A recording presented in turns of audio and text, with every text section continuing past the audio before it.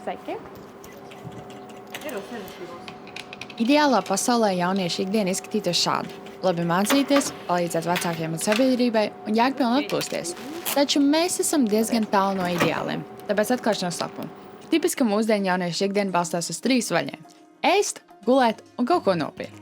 Šodien parunāsim tieši par nopirkšanu, ja precīzāk par čekiem, jo, kā izrādās, mazā papīra strēmelīta čeks var tik daudz ko tev pastāstīt.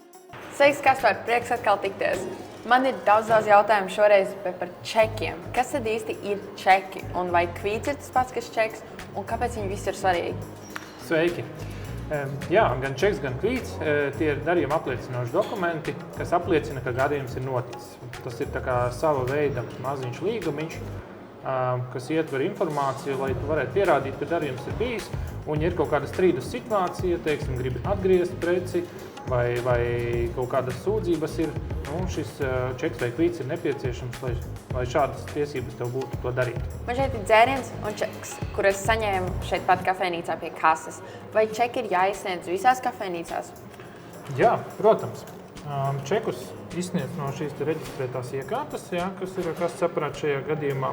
Un čeks, kā jau iepriekš minēja, apliecina šo te darījumu. Ir, teiksim, gadījumi, kad kafejnīcas, kur apkalpo pie galdiņiem, var no sākuma atnest šo te nefiskālo čeku, kur būs tā kā pasūtījuma summa un tas, ko esi pasūtījis, bet jebkurā gadījumā čekam galā, lai pateiktu, ka tā ir apmaksa notikusi, ir jābūt tieši šim dokumentam, fiskālajiem čekam. Vai ja es maksāju, piemēram, ar karti, vai tad arī man ir jāsaņem čeks? Jo, piemēram, tā kartes samaksātā nauda jau uzreiz aiziet uz šīs kafejnīcas vai veikala bankas kontu, tad kā tur var krāpties? Vai arī tad jāizsniedz čeks vai kaut kāds fiskālais dokuments? Jebkurā gadījumā par visu samaksu, ko tu esi sniegus par kaut kādu pakalpojumu vai preci, ir pretī jābūt čekam.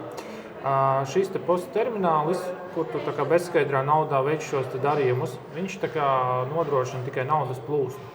Bet visa nodokļu aprēķināšana, viss, ko mēs uzskaitam, lai tiktu nomaksāti nodokļi, tas tiek reģistrēts, jābūt reģistrētam kases aparātā. Un tad šo te summu pēc tam aprēķina nodokļus un iekļauj grāmatvedībā. Līdz ar to, kases čekam ir jābūt obligāti. Kas notiek, ja pārdevējs izmanto savu telefonu kā mobilo bankas terminālu un vispār neizsniedz čeku? Mums ir atrunāti noteikumos dažādi gadījumi, kad drīkst arī neizsniegt čeku un nelietot kases aparātu.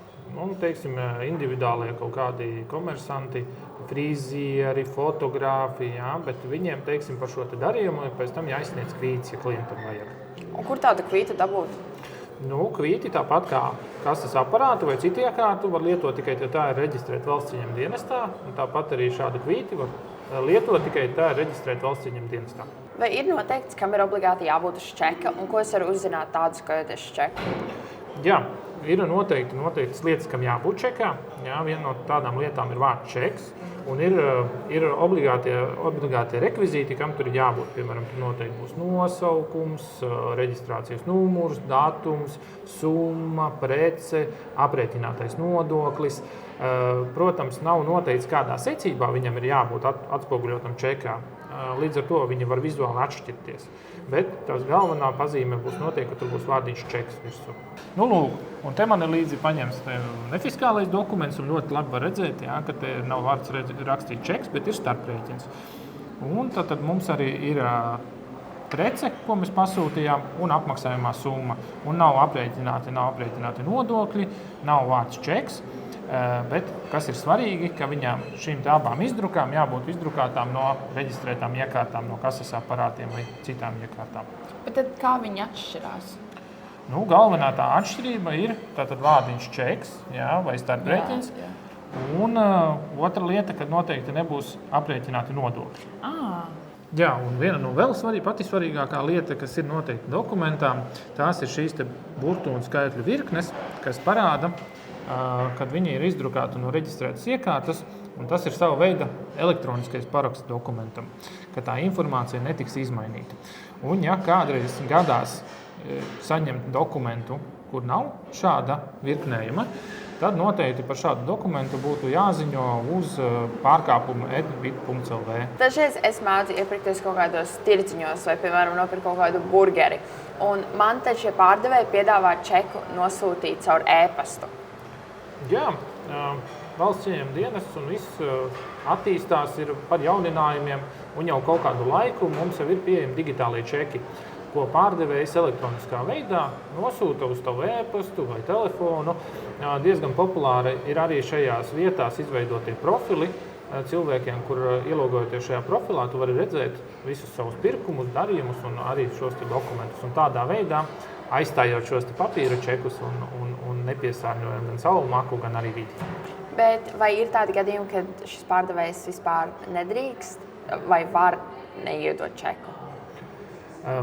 Iepriekš jau mēs pie tā jautājuma pieskārāmies, bet varu vēlreiz atkārtoties, ka jā, ir gadījumi, kad drīkst neizsniegt čeku, un tad ir jāizsniedz pēc pieprasījuma šī tā kvīts. Tie ir speciāli gadījumi atrunātie, kā piemēram šie saimnieciskās darbības veicēji, fotogrāfi, frizieri vai cita veida pakalpojumus, kas sniedz. Bet šādi gadījumi ir. Arī kafijas automāts. Kā vispār ir ar tiem, piemēram, kafijas automātiem, kas ir uz ielām vai skolās, darba vietās? Fiziski man jāizdara, jāievieto dažas monetas, jānoskanē sava karte, bet čeku es nedabūnu. Kāpēc tā? Jā, kafijas automāts šajā gadījumā būs kā tirzniecības automāts. Un tirzniecības automāts būs viens no iekārtu paveidiem, kādi mums ir reģistrēti. Un viņam ir sava veida prasības. Teiksim, viņiem nav jāizsniedz šis čeks. Bet, protams, viņam visa naudiņa, ko tur met iekšā, uzskaitās. Un līdz ar to tur tāpat nodokļi visi ir nomaksāti. Un vispār kopā mums, teiksim, ir vairāk šie iekārtu veidi. Ir gan kases aparāti, gan kases sistēmas, gan taksometru skaitītāji.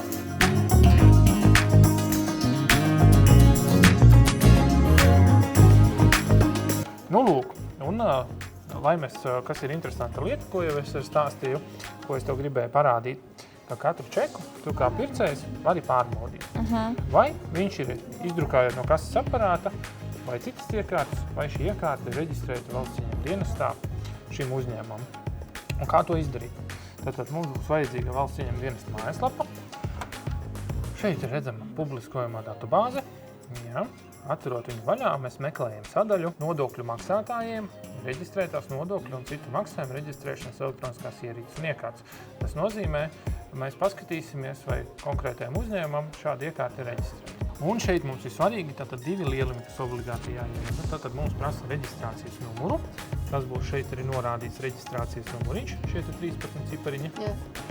Un mums prasa arī iekārtas šasijas numuru. Un šasijas numurs mums ir rakstīts šeit, šasijas numurs, un jāievada šie te cipariņi. Kaspar, liels jums paldies par visu to iegūto informāciju. Es šovakar pārbaudīšu visus savus čekus, vai viņi ir īsti un reģistrēti. Super. Galvenais neaizmirst pastāstīt par šo arī saviem draugiem. Noteikti.